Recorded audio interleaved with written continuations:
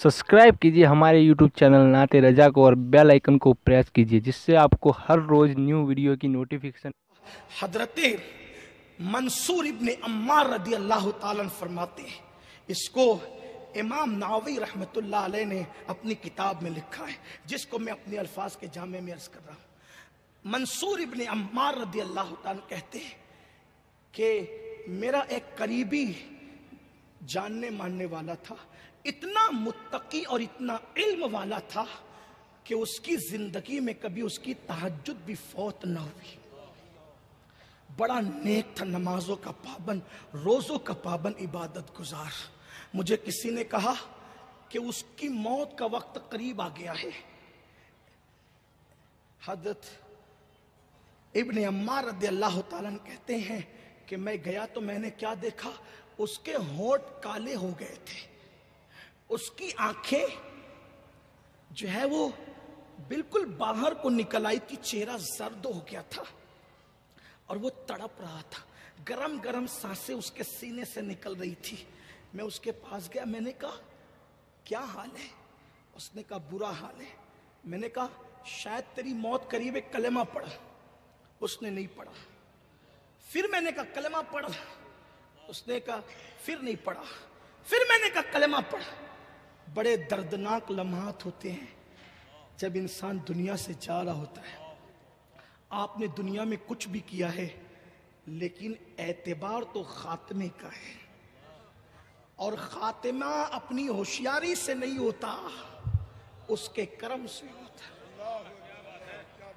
अगर वो चाहे तो हुर जैसे का खात्मा हुसैन के कदमों में होता, और अगर वो खुफिया तदबीर करे तो जन्नती बाप साद इब्ने अबी वकास का बेटा अमर बिन साद जहन्नमी होकर के मरता है।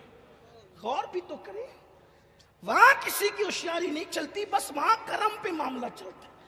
इसीलिए बड़े बड़े वहां करम का मुतालबा करते, कहते करीम अपने करम का सदका लई में बेकद्र को न शर्मा, तू और रजा से हिसाब लेना।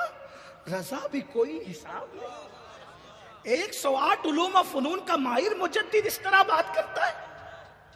और क्या सदका प्यारे की हया का, न ले मुझसे हिसाब, बख्श बे पूछे लजाए को लजाना क्या। तो हजरत इब्ने अम्मार कहते कि उसकी हालत में देखिए, वो कलमा नहीं पढ़ रहा था। मैंने कहा तेरे तहज्जुद कहां गई, तेरे रोजे कहां गए, तकबीर उला के साथ तेरी नमाजें कहां गई। उसने कहा हजरत आज कुछ काम नहीं आता। उसकी वजह यह है कि ये इबादतें तो मैं सबके सामने करता था, लेकिन मेरे अमल की नहुसत ये थी कि जब मैं अकेले में होता तो नंगा होकर शराब पीता था। तहज्जुद पढ़कर भी, नमाजें पढ़कर भी, रोजे रखकर भी, कहा कि अकेले होता तो नंगा होकर शराब पी। आज मेरी कौम भी नंगी हो गई है। काफिरों के देखा देखी ये भी घुटने के ऊपर जो है वो चड्डियां पहन करके घूम रही हैं। ये फैशन निकला है। और ऐसी फटी हुई पैंडे पहनकर हम लोगों के सामने आते हैं कि निगाह शर्म से झुक जाती, मांडियां नजर आती। जबकि अल्लाह के रसूल ने फरमाया जिसने अपने सतर को नंगा कर दिया उस पर अल्लाह की और फरिश्तों की लानत है। ये सतरी औरत को ओपन करके क्या क्या पैगाम देना चाहते हैं आप? तौबा करो। और ये फिक्र आपको उलमा अहले सुन्नत के पास मिलेगी, ये फिक्र आपको सुन्नी दावत इस्लामी के पास मिलेगी। आओ सुन्नी दावत इस्लामी से करीब आओ, सुन्नी दावत इस्लामी से जुड़ो।